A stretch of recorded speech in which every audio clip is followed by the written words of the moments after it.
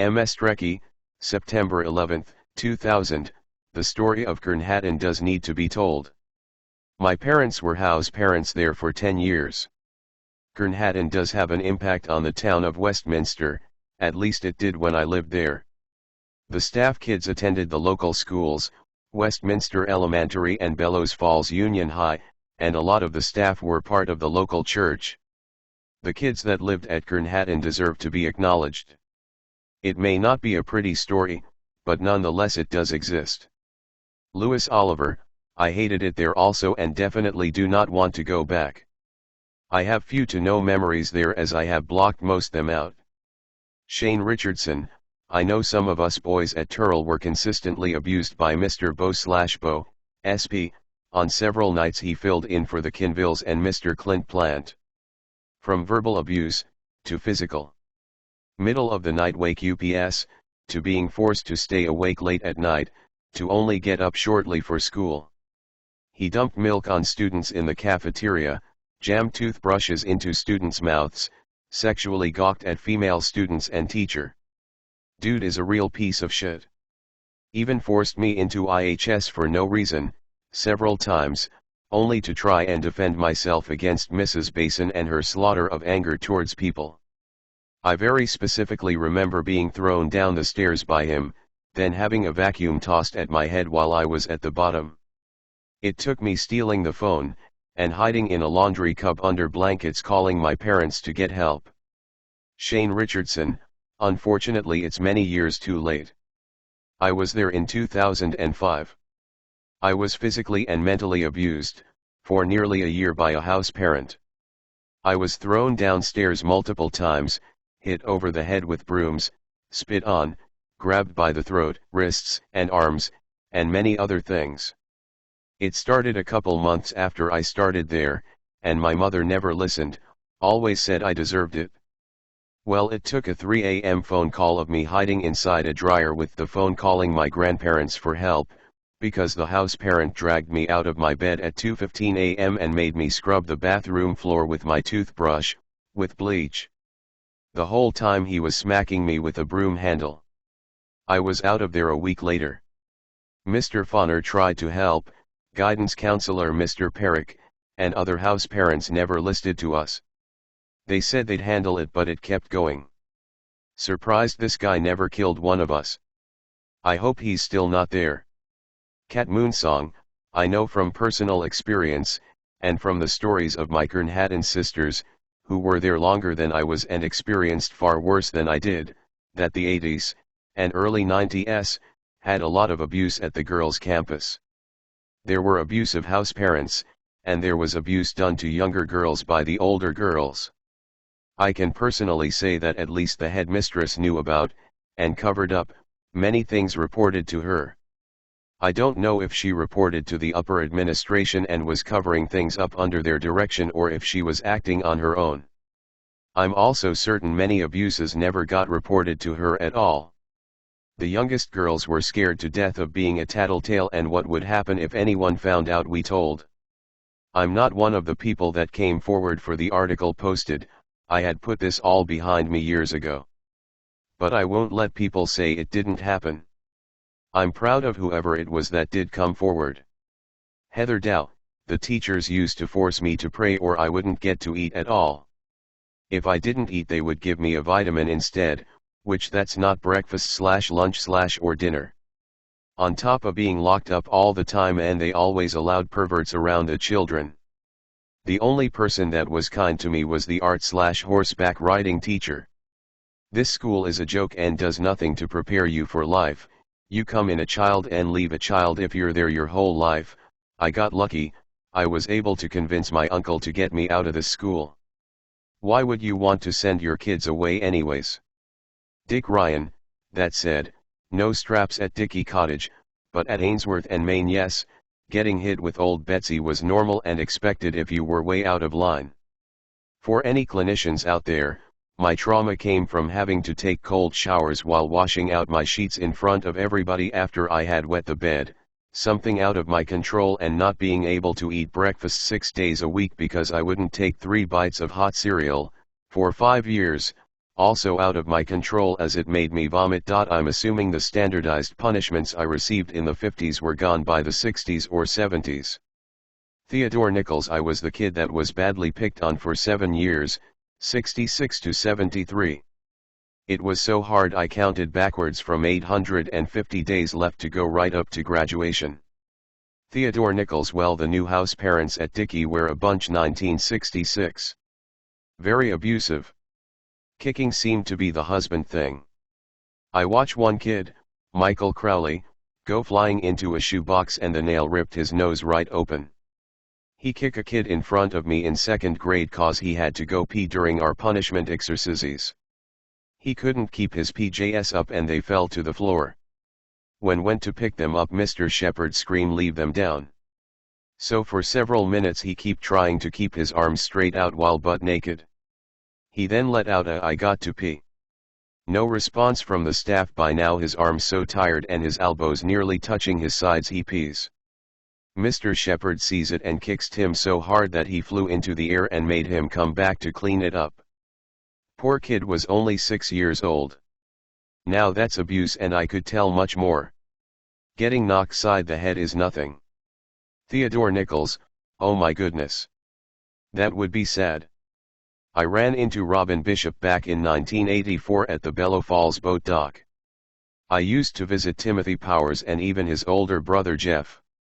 Jimmy came up from Arizona and we had a ball talking about all the crazy times at Answorth Cottage. He has never felt good about his experience there and continues, he say, to pursue his anger. I know we had a few bad staff and back then we was too scared say anything. Sure wish we could go after the Shepherds. I have never seen such cruel people, and to think they even adopted a baby there. Theodore Nichols. Christina Lagaci. I know a classmate who has tried 2 times to sue the school. He was a very popular kid and seems to be staff favorite. He also had 2 other brothers that went to the SHU. He is out to make lots money, and with many of us that do have daily pain and reminders from horrific abuse, I would block every effect to shut down this so important school. Not one school, not one Military barracks, not one family has ever gone without something bad happening. It's just part of life. People are trying to shut down police for just a few bad ones. Where do we draw lines? If only there was a big island somewhere where we could put bad people that cannot come back. Theodore Nichols. It's so hard to run something like this. I noticed things got a little crazy, and though it brought up some deep feelings, I think this can be a good safe outlet. I just hope this is not abused later, since there is so much personal. It's like losing a family and then trying to find it back.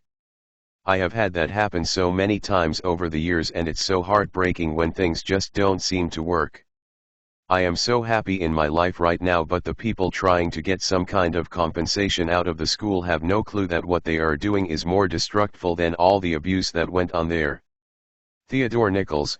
This sure is bring out as much drama as the Floyd killing.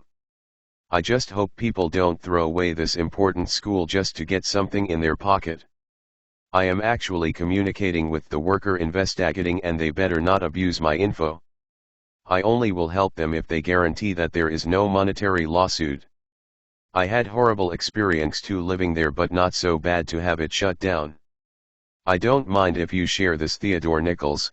Having spent from 1966 to 1973, I was abused by staff members personally. I hated them, that hurt me. Some bad people were abusing us behind their backs and we did not know how to deal with it. Theodore Nichols. We had a very hard time with a few. 1966 Dickey Cottage had the Shepherds that were very cruel. Anyone getting into trouble had to do exercises for over any hour. If you PJs dropped, you would be dropped for touching them. We would get tons of head nuggies. There also has been some child abuse, but I can understand why that is kept down. Theodore Nichols. It took me over 5 years to even drive by. You later guys had it made. A new swimming pool. Small bedrooms instead of sharing 18 in one. No more getting black coal dust up the nose from shoveling coal. No more head nuggies from staff for any kind of noise. Theodore Nichols. Crimson O'Reilly. I went to Job Corps in Vergins. It was the old grounds of the juvenile prison. They actually had a metal roof building they used to put kid in if they were bad. I never had that kind of punishment. Once in second grade Mr. Shepherd made me spend weeks digging out a tree trunk over to the left side of the baseball field. That was cruel. I can tell lots more. Randy Logston. I had many memorable moments, both good and bad, at KHH. Ellen Adams. I know kids who went here even 25 years ago that experienced horrific things. Dory Frechette. Anybody remember Mrs. Stevens, and the yardstick? How could you forget the yardstick diva? Theodore Nichols. Gosh, she hit someone on the back of their hand one day with a fork or a butter knife. What's really strange is she would take me to her home and was the nicest person there. She and her husband owned a farm and they had a Civil War sword with blood still on it. Jerry Bardwell. OMG, how could I forget her? Here I come. We used to call her Babe Ruth. Dory Frechette. Jerry, you just gave me a flashback. Mrs. Moore was a great teacher and so very nice. Mr. Benjamin, he was a perv, sorry, made all of us girls very uncomfortable. EWWW. I did forget about the Babe Ruth thing. She hit me with that damn yardstick because I was twirling my hair in my fingers. It was a nervous thing I did back then. Mrs. Charlton tried forever to get me to stop. Theodore Nichols. I have been sitting on what you were saying for a while, thinking back to his class. Mr. Benjamin was a jokester with you girls. I remember he would say a girl could go to the bathroom and then she turned to go and call her back. I think he did that over 5 times once. Dory Frechette. Teddy, can you imagine, she would be arrested in today's world for the crap she did to us? I always wondered if the staff knew what she did. 5th grade teacher Mrs. Stevens. Anyone, and everyone you talk to from Kurn Hattin will tell the same things about her, and share similar experiences. She was foul, angry, physical, and vulgar. One of our favorite experiences with her was when a classmate called her a fucker. She went absolutely nuts. She screamed, "That's true, I am a fucker. I have children. I fuck my husband." You have never a more silently stunned and mortified group of young boys and girls than appeared at Kurn Hattin Home for Boys on that day. Curiously, maybe her procreation-laden outburst was the greatest lesson she could have possibly offered us in the world as it existed during the early 70s on the hills of Westminster, Vermont. Suffice it to say, no one ever called her that again. Theodore Nichols. Back in the late 60s someone donated a 12-land racecar track. It was put in the top floor of the infirmary and Mr. Brown set it up. It had seats with real steering wheels and gas pedals. One time when I was sick in the infirmary, me and someone else, Jerry Leroy Bardwell, had a pea shooting contest. I guess we lost because the nurse gave us relaxatives and then took away the toilet paper. All those memories. Theodore Nichols. I got an interesting pill after 2 of us had mumps. We ended up having a pee fight and then the old nurse, Mrs. Moriglione, came in, saw the mess, gave us some pills and then went over to the bathroom and walked out with the toilet paper. It was very mean. Thank God we got through it okay. Kim Moriglione. Theodore Nichols. I will agree with you, I saw a whole lot of it in the time we lived there. Lance Williams. If a law firm is suing a boarding school, Kurn Hattin, for abuse and the victims, who are also clients, name non-client victims as witnesses, is it unethical for the law firm to contact them because it is 1, solicitation, 2, unethical, and 3, traumatic? A school in Vermont for at-risk children, grades 1 to 8, called Kurn Hattin, has a campus that Harvard would be proud of and only graduates 12 children per year. With millions of dollars going to this school, are these children merely props? My opinion is that with millions of dollars going into this agency and graduating only 12 students per year, these children are indeed merely props. Many of the teachers there drive nice cars and they all have country homes. The children who attend Kurn Hattin come from disadvantaged backgrounds, and when they graduate obviously go back to the dysfunctional families that they came from. In other words, they come from the gutter and they go back there to fail.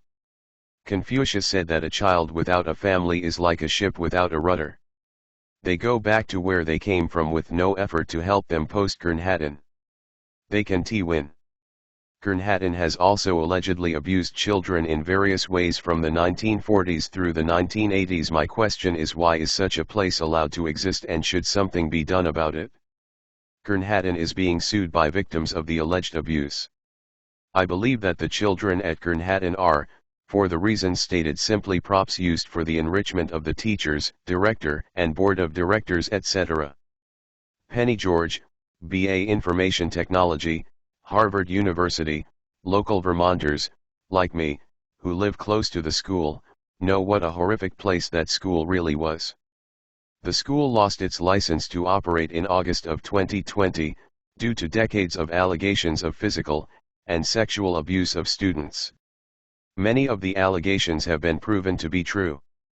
There is, currently, a class action lawsuit in court. Many former students are suing the school because they were victims of some pretty awful abuse by staff members and other students. Thank God, it is no longer in operation.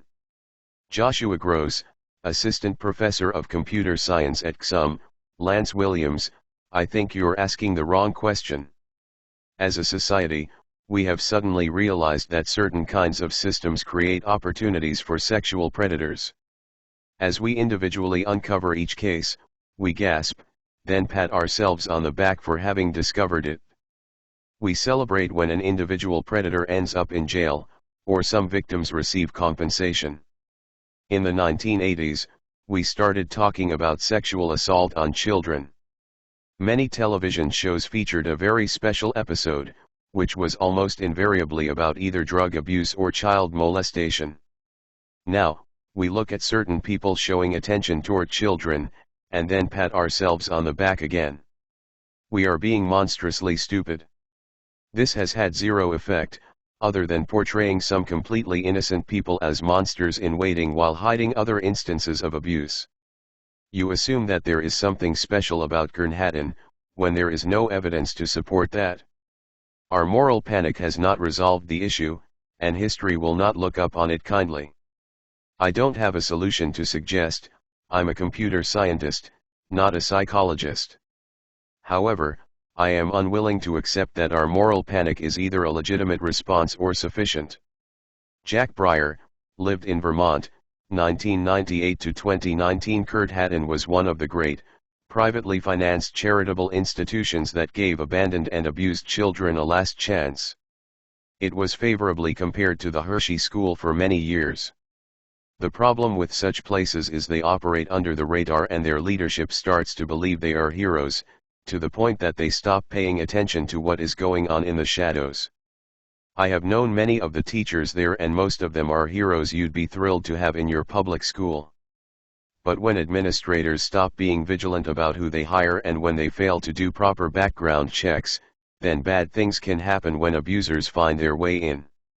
And they do find their way in unless administrators are extremely careful. I had a bad experience with a funny priest at a parochial school many years ago.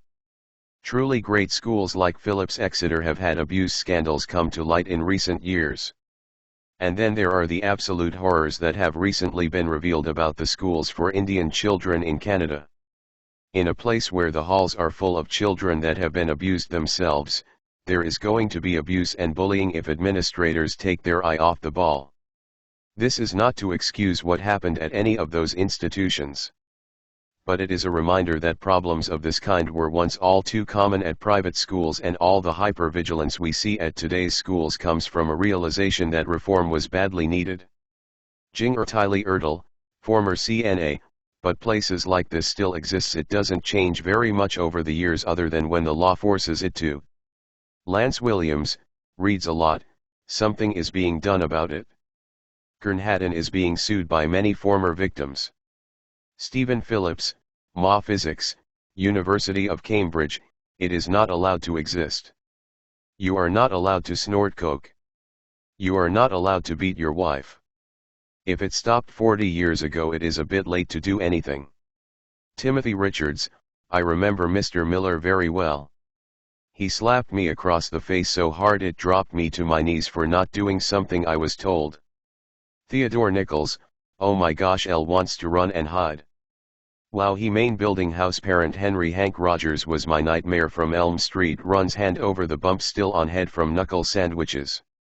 Randy Logston, I have worse nightmares about him main building house parent slash principal slash coach Henry Rogers. He was extremely physical with the boys and very hot-tempered. If only you knew. Autumn Hensley, Chris Grullan Dwayne Miller was a child molester. I'm glad that was the worst of it for you. Chris Grullan, Autumn Hensley, I was never alone with him. He gave me really bad vibes. Autumn Hensley, I don't remember him that well, but my younger siblings do. All of the complaints were defended by Tom Fonner, and with over 25 YRS as the director. I'm not convinced that Miller acted alone or that it was an isolated case. They're both dead now, so we won't hear their side, and I really don't care to. I just hope something is done about it so it doesn't happen to anyone else. Prudence Williams, well. She is right. Professionally, that wasn't the best way to go about the situation. Unfortunately, Mr. Miller was seen as an untouchable, ironic term, by many of the staff considering his very long history with Kurn Hattin. But he was, in fact, a weirdo. And had many complaints against him that were always overlooked. Prudence Williams, well. Just maybe take a minute to think about the situation of the person you're saying is being insensitive. A young man had to carry that weight around with him his entire life, all because of one deranged man. And his superior who failed to look into it. Two people, whose mission was to better the lives of children in need. That failed miserably in the case of this helpless child. Two people that happen to be dead now. What should she apologize for? Autumn Hensley, as a KH alumni, I had a great experience during my time there, 1995 to 1998. However, as a sibling to a sexual assault victim whom was molested by Dwayne Miller in Ball Cottage at KH, I'm disgusted by the administration. There were repeat complaints about Mr. Miller, but no formal investigation ever took place. Miller was a former KH alumni, and I find it very telling of the KH history, sad and disgusting really. A place that was once called home to so many, is now forever tarnished by stories and articles such as this. Dwayne Miller has met his maker, but I pray for the victims and hope that anyone reading the article or posts comes forth with their report in effort to prevent it from happening to any more innocent children. Bruce Merrill, Autumn Hensley. Dwayne Miller was a terrible human being. I'll never forget him telling me that I'll never amount to anything on graduation day. What a motivational message for an 8th grader. I hope he is rotting in hell. Randall Reed, Mr. Miller was a physically abusive fucking douchebag, but he's faced his ultimate judgment. He had hit me quite a few times when I was there. Yes.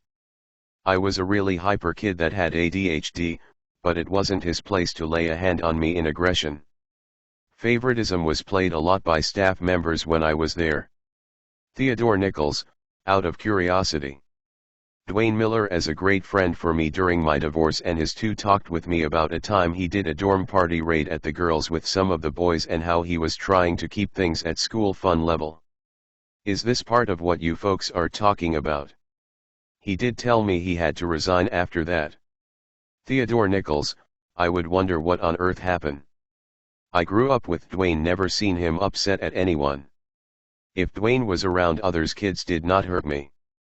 Years later I was there for him going through his divorce and worked with him on some painting jobs. For a guy going through a divorce, he never showed anger. He did have to do his job. When we were kids, Mr. Rogers would take his middle knuckle and bam, you had a 1-inch bum and seeing stars. Usually it was kids being mean to me behind me and I would tell them to knock it off and bam, I got it. If Dwayne had to get after someone, they must have done something for him to need to stop what was going on. Cecilia Gomez Bingham, Christina Pratt. Girls had a much different experiences than the boys. I went there too in the mid-90s and had a safe experience. Come to find out years after that, my friends that were boys there opened up and said they experienced abuse. The abuse that they experienced happened before I came. So I assumed happened to them at younger ages, maybe 3rd to 5th grade. I was there between 93 to 95. Cecilia Gomez Bingham Sarah Thompson. Unfortunately it wasn't the girls that got abused. It was the boys. I went to KH, the girls I went with never had experiences like this, but the boys weren't so lucky. This is not info we knew when there, I found out after I left when talking to my friends who were boys who went there. Cecilia Gomez Bingham Susan Nadeau red heart so sad. Those children already went there because their homes were not safe and KH was supposed to be a safe haven, and for some it was not. Cecilia Gomez Bingham Susan Nadeau, I get your point, but it didn't mean it didn't happen. I'm sure certain kids were targeted vs other kids. I was sad and horrified to find out abuse happened to my friends who were boys. They never said anything when we were in school together. It was years later that they choose to speak. I don't know all the details and don't which house parents it was, as I didn't want to push too much, as it was brave to even acknowledge it happened. But I has a great experience there. Sad to know the experience some boys had was a nightmare. Nancy Giroux, Becky, I guess your memories of our time there are much happier ones than mine. Linda Nay was the meanest person I have ever met, and she made my life there a living hell. I do not wish to be a part of this site. Alvin Ashlaw, I could say that corporal punishment worked. Look how we all turned out. Mike Butler, Cecilia Gomez Bingham. I started working at Gaka Brush in Brattleboro. I noticed that he was the maintenance guy, so I quit.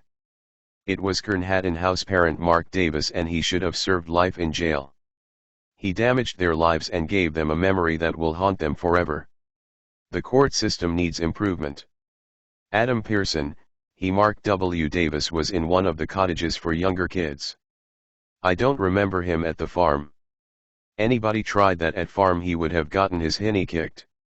I had to be interviewed because during the investigation he named me as a possible victim. He couldn't remember all he affected, I guess. I told the investigators he tried smooth talking me when I was in the laundry room folding clothes at Hubbard, but I just thought he was trying to be funny and laughed at him. He said quite a bit about boys in his cottage. Typical of predators. It's all manipulation and euphemisms. Towards the end of our convo he basically offered to teach me how to perform something, and I was like, haha, okay man, whatever. I was about 6 feet tall at the time. He may have thought I was into that. He thought wrongly. He used to grab our butts in the pool, if you recall. He'd say he would throw us in the air, by pushing us up in the air by our butts. In reality he was playing grab a dollar. Adam Pearson, I read the article and the comments. I find the article highly unfair, as it paints the school out to be something it isn't. My initial feeling is the people writing this are jumping on the everybody's a victim bandwagon. The paper is only happy to dramatize things. This could really hurt the school. I don't mean to say things didn't happen to them. I'm just saying, why now? I was there from 89 to 91. I recall the infamous Mr. Davis abuse case. I was interviewed by detectives about it. He tried some of that weird stuff with me, but it was just talk at that point. I got an ugly glimpse of the homosexual predator, man, boy manipulation and grooming phase. I actually thought he was just joking around, making dirty jokes, trying to be funny. Luckily, I was too old for him. Sick. Vermont is weak on sexual crime sentencing. That's the main problem, not how KH reacted. From what I recall, the school acted swiftly.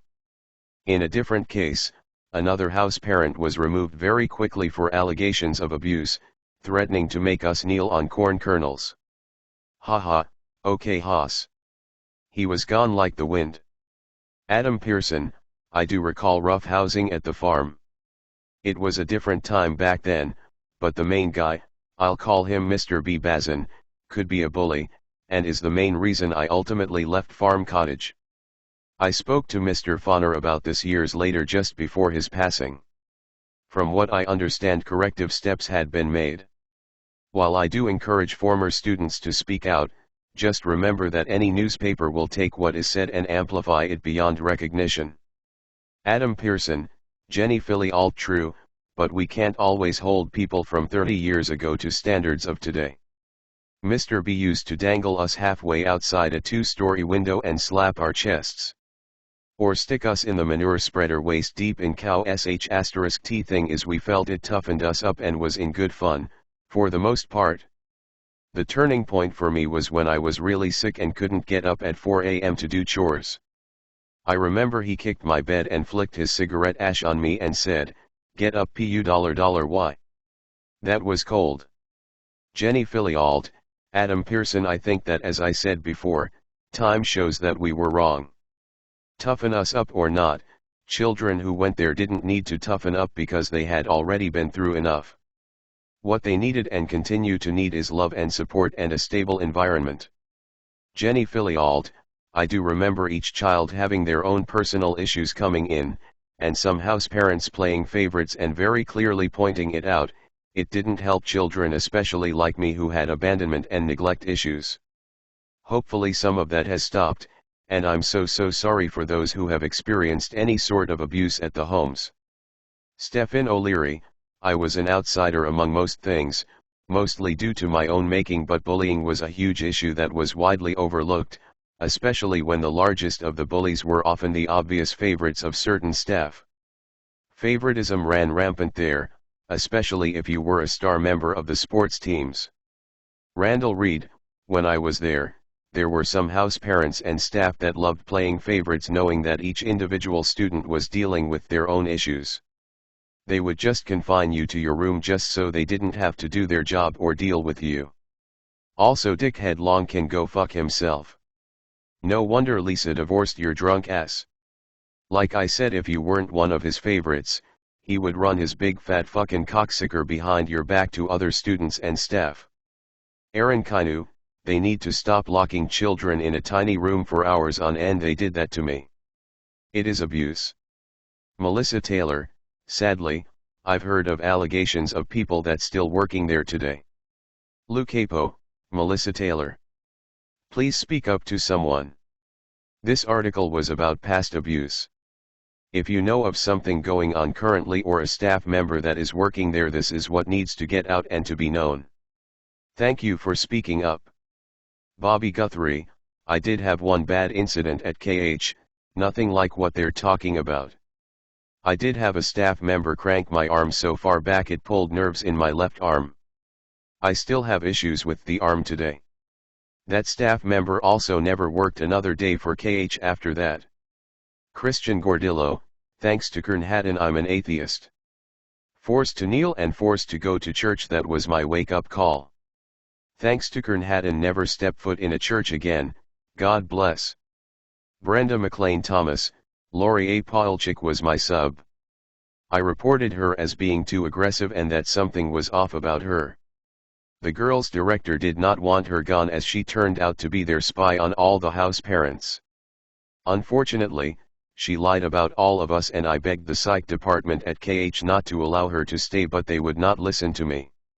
She ended up doing so much damage to my girls. I should have gone to the police, but it was only a gut feeling and rumors, and I trusted KH to investigate. After Lori's death, I met with her husband Andy, who confessed that she indeed had serious mental health issues and he was sorry that no one discovered that earlier. When all of the teachers, the assistant psychologist, other house parents and some parents all came forward to defend me when I was to be put on probation via Lori's spying. Dr. Mazilas told my then husband and me that he knew I did nothing wrong, but he was the general and Laura Blair, the director, is my person on the front lines. So shortly after serving out the 3 months of probation, I quit my position. Some of us house parents tried desperately to protect our charges and grew to love them like our own. Often Peter and I stayed on campus to keep an eye on our subs as well. But the administration closed ranks quickly in these situations. My heart breaks for those who slip through the cracks because of those in charge. Jennifer Capo, MRS Pawalczyk, was extremely mentally abusive to us. She got a thrill out of scaring us, torturing us, and making us cry. I will never ever forget how she treated us and how I cried myself to sleep every night because she was so incredibly cruel to us.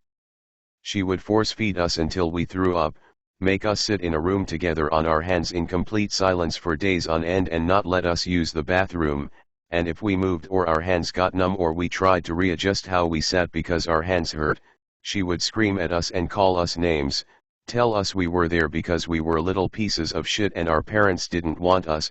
The list is endless of the way she went out of her way to make us suffer. She made me stay up all night once forcing me to eat, and when I told her I couldn't do it and I was trying but it was making me sick, she went and got another spoonful and added it to my plate and told me now I had to eat more. I sat in the dining room at Kurn Cottage till 1 a.m. as she continued to force me to eat and everyone else had gone to bed. When I got sick at around 2 a.m. and I knocked on her door, she ignored me for several hours, then came out and called me a little pig, refused to give me an earring to clean up with and told me to go sleep in it. I went in and slept on the floor instead. Then she finally gave me a towel hours later as the sun was coming up, I guess because she didn't want anyone to know what she did. I slept on the floor and she refused to help me. I was in 2nd grade. Brenda McLean Thomas, Jennifer Capo. I am so sorry that you went through this, Jennifer. I did beg the psych department not to hire her and in fact fire her before I quit KH for the last time in the 80s. Later, I discovered from her husband that she was indeed seriously mentally ill. She should never have worked there. Mrs. Blair used her as her spy when she subbed, but there was never any reason to hire such a crazy person. I am sorry, also, that you won't be able to punish Ms. Polchik as she died in a car accident some time ago. You should contact the lawyers investigating KH's cover-ups. Again. I can't tell you how my heart aches that they refused TP listen to me and hired her to torment you vulnerable girls. Jennifer Capo, Brenda McLean Thomas. Thank you. I was so young, I just thought that's what boarding school was like and I never even thought to speak up. I just thought it was normal and I began to believe her, that we were there because our parents didn't want us because we were bad and we deserved it. What happened with Mrs. Pawalczyk wasn't punishments for not behaving. It was just her fun to torture us and make us feel horrible and sad. I blocked this out for so many years until now all this coming up. She left a devastating impact on my self-esteem, my sadness, and my well-being. I was always so sad. Marcia Day, my sisters and I were at Kurn Hattin back in early 1960. When we went there we had long hair, they cut it real short like a men's haircut. During the winter they would have a window open and we only had one blanket on the bed. We weren't alone to close the window if we were cold. When it came to mealtime, if there was something we didn't eat it was saved for the next meal until it was gone off our plates. There was a girl there who had problems of wetting the bed. They would get her up and make her sit in a tub of cold water. I remember one time when I didn't eat something off my plate, it was on my plate for 2 days. They would not give me anything else to eat. On nights in the winter when the window was open it was freezing, I got up and shut the window. They punished me and made me sit up all night in a chair in the dark in the dining room all by myself. I hated it there. I wanted so bad to run away from there but couldn't leave my sisters. I am glad they are investigating this place. Ray Upton, there are around a total of more than 80 known victims. Within the last 5 years, more than 20 boys and girls were involved in the above listed abuse. From 1940 to 2019 there have been over 60 known victims. Research has shown that the known victims only represent a portion of the total. Men especially very rarely talk about abuse of any kind in any setting. If and when they do talk, it can be 50 to 70 years after the abuse. It was 60 years ago that my own abuse and my many secrets started at KH. I experienced multiple forms of abuse all 4 years I was at KH. The most common threat that is used to keep boys quiet is that the abusing boy says, "I will tell everyone you are gay." Also, some boys just stay quiet without the threat because they know that just doing sexual things with other boys can make everyone else think they are gay or bisexual. That alone is why a lot of boys never say a word. I can tell you that from my own personal experience. Leela Shea Crosby, Not that my opinion matters, but as a person who was assaulted, amongst others that I know who were at this place with me, it's still wrong. Maybe it hasn't been going on as long as this article is stating, but as a victim, know that it has happened before. Leela Shea Crosby, Jennifer M. Ellis. I was there in 2013, 2014, I got assaulted, and they gave me an OCS for 4 months because the girl was lying and saying I assaulted her, when I didn't. Thankfully, they figured out the girl was lying and they let me back, but put me in a different dorm, which led to my roommate molesting me with 2 other girls in the bathroom, after she had made me self-harm with her, and proceeded to tell me if I told anyone she would kill me. She hid that sharp in my dresser before we walked up to the school in the morning, without me knowing, and when we got up to the school I told on her, and they proceeded to contraband our room, and found the sharp in my dresser that my roommate had hid, and they ended up kicking me out of the school, forcing me to go back to my abusive bio mother, and the girl totally got away with everything. Leela Shea Crosby, not a lot of the staff cared for me because they either taught my mother or went to school with her, and didn't like her and I guess and didn't really get time to know me because they were probably afraid I was just like her. Only to find out, I'm nothing like her. Ashley Rich, had a housemate try to flush my coat down the toilet and because it was my coat I was blamed. Totally set up. Along with our house parent having a sexual relationship with one of my housemates that a lot of people knew about but no one ever did anything. Roberto Villalba, I sound ignorant, LOL. So tell us, what do you know about KHH? Since you absolutely know what goes on and are glad this is coming to light. Krista Hardy, Roberto Villalba, you sound ignorant. If you know anything you should know sex offenders don't like audiences. Roberto Villalba, I attended decades ago and Raze who have attended know how small the community is, everyone knows each other. I can't fathom to think such a thing happened. I refuse to believe it. Krista Hardy, I'm so glad this is coming to light. Roberto Villalba, Krista Hardy, we don't even know if it's true. This is one of the worst piece of generalism I have read in a while. It literally looks like they're casting bait to see if someone bites. This is awful. Bill Gorski, so I just read that article for the first time and my mind's kind of blown. I don't know why I keep letting myself get sucked into this group where it just becomes so stressful. So according to that article, and I know not all the article may or may not be correct, it's Vermont Digger, I don't know anything about them, but I do know that as a state-mandated reporter you do have 24 hours under state law to report something, and if it's not reported you broke the law, so if the school broke the law it needs to be shut down straight up. You know, it's too bad that all of the amazing things at Kurn Hattin has done for so many children gets totally erased by these bad things that have happened and continue to happen. Do you have people from the 50s and 60s coming out saying this stuff, people from the 80s coming out saying this stuff, people from the 90s, 2000s and 2015, this place needs to be shut down. Bill Gorski, Heather Hunter, I will give you an example. A child refuses to eat his eggs because he doesn't like them and he goes to his bedroom. The house parent comes storming out of his apartment, runs down the hallway, and we see the child being pulled by his hair down the hallway, literally being pulled. He slammed to the table and then he's force-fed the eggs. I'm leaving all names out and all parties involved. I will say that the house parents were gone a few days later. This is an example of physical and emotional abuse that may or may not have been reported to DFS. But we can't sit here and say without knowing for sure, oh well, every instance was reported to DFS, because I know very well that my broken arm wasn't reported to DFS, and I know that other things that happened were not reported. So were they known about? Yes. Were they handled internally? Bill Gorski, Adam Pearson, not all kids had blissful status at KH. The abuse from the 80s is real. For some of us, we lived the horror movie that was KH. For others it was the best. Please be careful not to judge what you don't know. I'll take this offline and message you. Bill Gorski, Dana, my lot, I remember that shit pile well. Adam Pearson, I remember Mark Davis well, as I was there 83 to 87. Victims do need to come forward, but not here. Where would victims go to tell their story? Bill Gorski, Mike Butler. The article was written because the state of limitations no longer applies.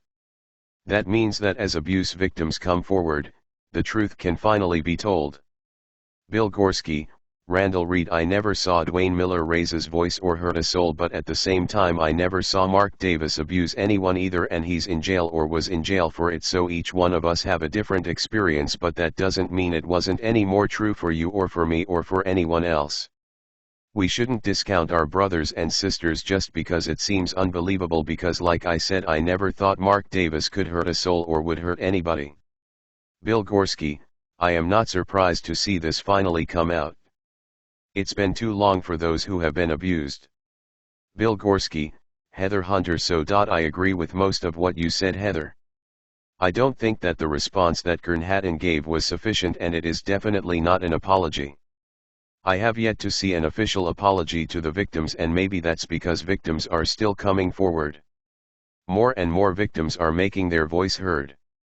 There are people who have had absolutely horrifying experiences, and there are people who had an absolute amazing experience, and then there are people who have had a mix.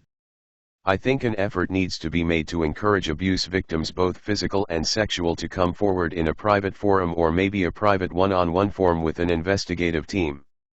Changes have to be made in the future to safeguard children. Those of us who went to KH did not come from model homes, model parents, and the best situations. The last thing that these children needed was to be victims of more abuse. I love my school. KH will always be in my heart. It was home and it was family, but at times it was terror and frightening for a lot of us, but at times it was loving and friendship and brother and sisterhood. Bill Gorski, I know that mandate reporters have a hotline that they can call. Well, maybe children should have a hotline that they can call, an anonymous hotline that they can call and say, hey, I've seen this, or hey, this happened to me. I can tell you back in the 80s nothing like that was ever offered to us kids. Michael J. Kirky, wow. Never thought I'd see this day. It's taken many years of therapy to come here. To discuss KH. There are two pressing matters in my life right now. One, my connection with terrestrial. Did I spell that right? LOL, I think I might have invented a two-part word here. Tada. Probably not. 2, the other KH is my. Stressful? No, it's catastrophic life experience. I forget exactly. But I saw a familiar face from Eric von Däniken website. So then I felt a little braver. Shit, he might not even be real. Ha ha ha. I'm funny. Please don't react too much. I've come this far. Must take small steps with this. With both. Well, no, not terrestrial stuff. I'm fine to share that. So, the, is because I'm thinking. That's what I'm saying in my head. So I saw this guy here from FB. Well, I guess this is all FB. But EVD site. You probably know that. I'm a member of Eric von Däniken Facebook group. I don't want to overwhelm anyone, myself included. When I think of what happened to me, myself and I cry every time. I am, I guess, a big thick badass Viking looking dude. That cries, when I think back. Okay. Our house parents, Mr. and Mrs. Shepherd would, I peed the bed. My punishment was to be put into a box. The TV came in. Then they would put the top back on. Mr. Shepherd would have the kids walk around it, hitting it, singing, hold on. Singing, London Bridges falling down, and pocket full of posies we all fall down? Or was it, around the mulberry bush? There were a few of those kid rhymes he made the kids sing. The best part of that was that there were handholds on the sides of the box. And every Sunday I had to go in the box for peeing my bed. Ha ha ha ha. Dicky Cottage got the TV just before my brothers and I got there. That was the box I was in. Anyway, we had one channel to watch once a week. Sunday nights.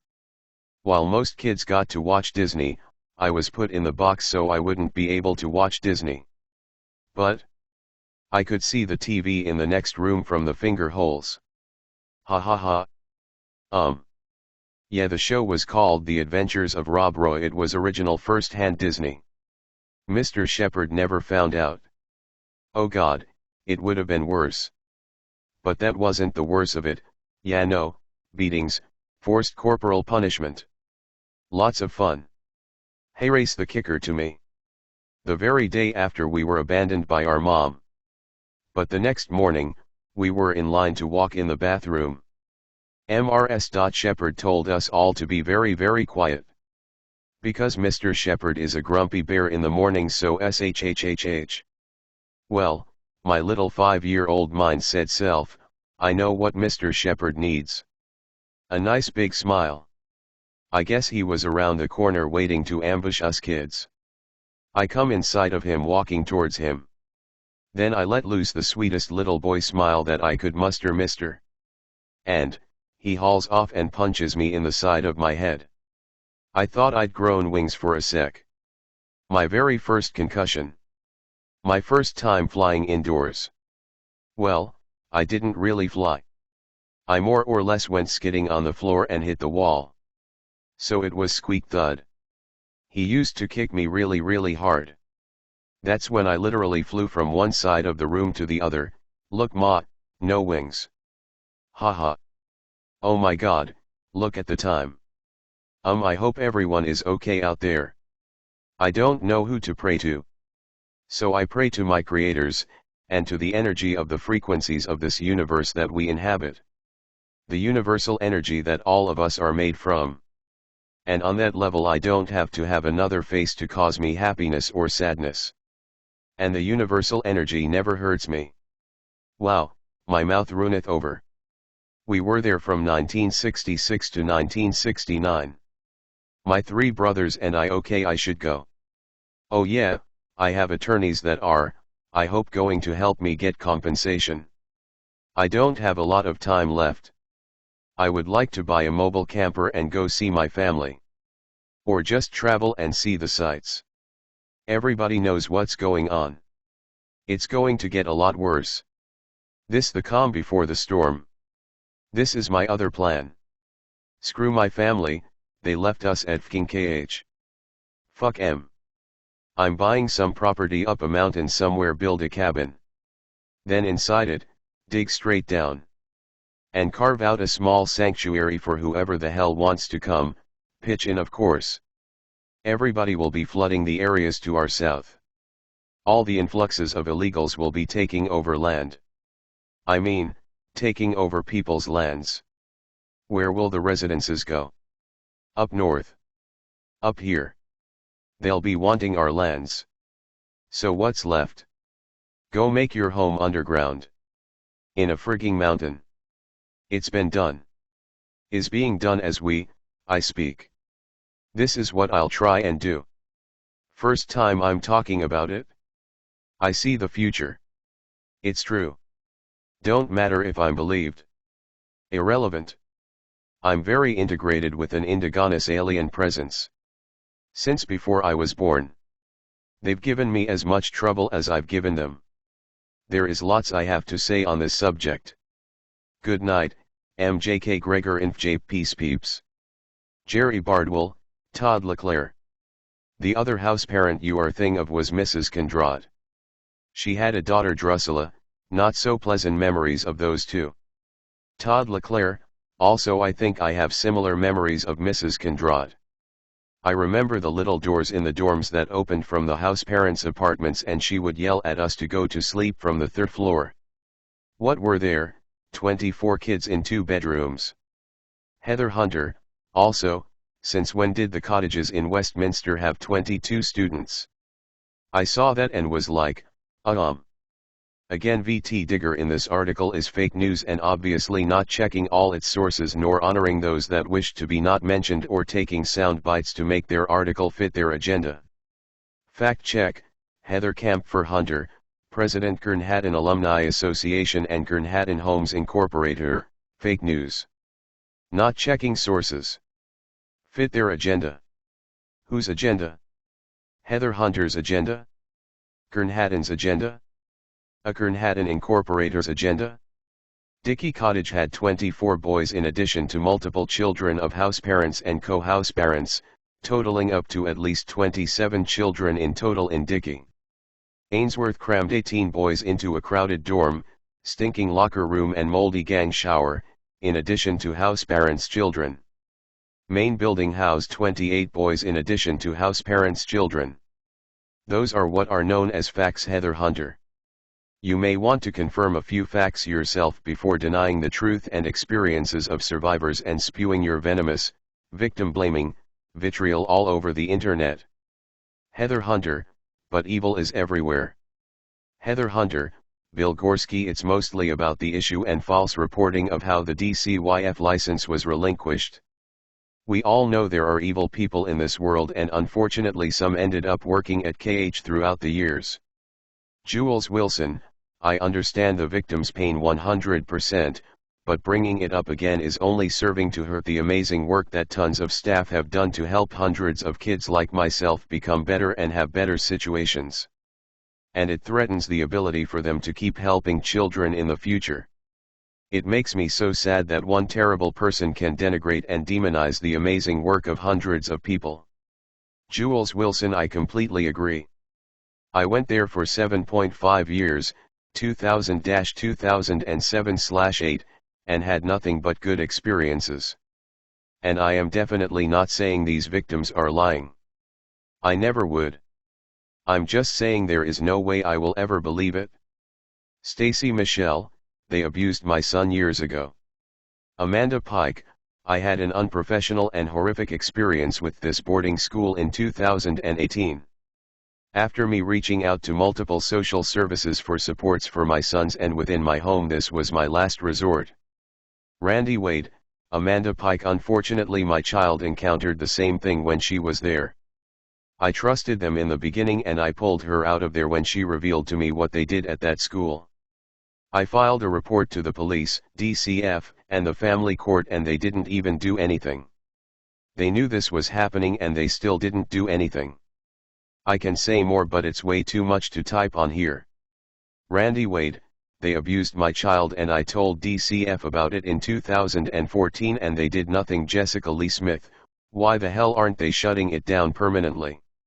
You're gonna tell me, especially in today's day and age, in the midst of extreme cancel culture, the children coming forward isn't proof enough?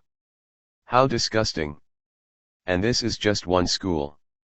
Clara Charlton, textbook predators of the vulnerable who have no voice. This is not just Vermont, nor simply KH, and every institution should be examined. Paul Canistrasi, sick Jackie Simino, I guess I don't see how it's a burden if children's lives have been affected by what happened to them while at KHH. How rude, just saying. Lucy Catherine Baldwin, so sorry Kurn Hattin is burdened by this challenge. Caring for children at this time of COVID is hard enough. Nan Bigelow, devastating, young innocent children were abused and molested, they were helpless. A child treated well does not negate the damage to the abused children. Kurn Hattin allowed children to be abused. June Hardy Sumner, this was a very hard article to read, I actually could not get through it all, got about halfway and was so angry and disgusted that I just had to stop reading. Thank you to all the brave people who came forward and told their stories. I run a community page and posted this last night. The comments quickly got out of hand and I decided to turn off commenting, which angered some people. There were people who actually were defending this school, which I find hard to understand. They were claiming their children went and succeeded there and had no problems, but my response was that they were lucky, and if even one child was abused, that was too much and this place needs to be held accountable. We are hearing of a lot more children which had spanned decades. Everyone who worked there and knew this was going on and said nothing, needs to be held accountable and publicly shamed. Sorry, but if we do not protect our children, things like this will keep happening. Bring as much attention to this as possible, even if things happened over decades, we need to know about it. It just shows the years of abuse that went on as people kept quiet. Scott Frank, covering up child sexual abuse makes you just as guilty through enabling. Crimson O'Reilly, okay, so maybe stuff happened 30 to 70 years ago, but that's so old half those people are dead. Staff students sue unless they find victims from recently, it's not gonna go anywhere's Adam Pearson. I just read all the articles in this link. It sounds nothing like what I experienced. I don't know who Carter is, but Jesus. That sounds horrifying. It's like I'm reading the script of a horror movie. Something just doesn't add up. I'm not saying that about Carter or anybody else who has come forward. Believe me, the last thing I would do is question the validity, considering I got rolled up into this back when I was there. But I just can't get past the motivations of V.T. Digger, and other media and authorities. It all comes across as some Machiavellian glazed hit piece. Ray Upton, wow, has anyone else read the news article that the Vermont Senate is going to be holding investigation hearings about the abuse at Kurn Hattin? A few months ago when I first read the KH statement on the KH website, I was shocked and dismayed. That's why I joined this FB group. I wanted to read about it firsthand from alumni. I also Googled, Kurn Hattin sex abuse, and read all the articles. I could not believe what I was reading. The Kurn Hattin Legacy website has loads of documents and information. I thought I was the only one that had KH secrets. Now I know I am just one of the few that have had my own KH secrets. Ray Upton, with affection, I have always thought of KH as my only real home when I was growing up. And throughout the past 60 years, even with my secrets, I have also had lots of good memories and good dreams about my 4 years at Kurn Hattin. For the majority of about 70% of alumni that never experienced any form of abuse and never knew that any of it was going on, that is great. It all went well for you. That is good and the way it was meant to be. But for some of us, this hurts in a very bad way beyond description. All of the information I have read is available online. The Kurn Hattin Legacy Survivors website has provided the most detailed information. Mark Jas, today I was telling my youngest child why I don't sleep with pillow but always have it on my bed and keep things in my pillowcase like my phone, a mini baseball bat and little trinkets. I explained that when I was in boarding school I couldn't speak English and they treated me poorly. The pillowcase was my only personal space and I would keep weapons there to defend myself in the night. I explained the staff would grab me and shake me. I explained that this girl in Cone Cottage, even though she was in 3rd grade, would beat me, wake me in the middle of the night and molest me and make me stand in her room for hours. She made me drink capfuls of nail polish remover. I'm convinced my liver disease is from this. If she was unhappy with the massages she made me give her. Even though I told my mother, they said I was lying and they would tell me I was a liar because I would never be more than breeding stock. In 7th grade my best friend's eardrum exploded and she was screaming. They took her away and never told us what happened to Deborah. I thought she died, but as an adult I convinced myself she was released. There was a counselor named Claire. I hope she cries herself to sleep every night for what she did. She made it so no one believed me. Your website is proof I wasn't lying. Kurn Hattin is directly responsible for my CPTSD and I hope it burns down. That place was a nightmare and I hope they close it down. After I spoke to my youngest I wondered if anyone had come forward and I realized the state conducted an investigation and found this website.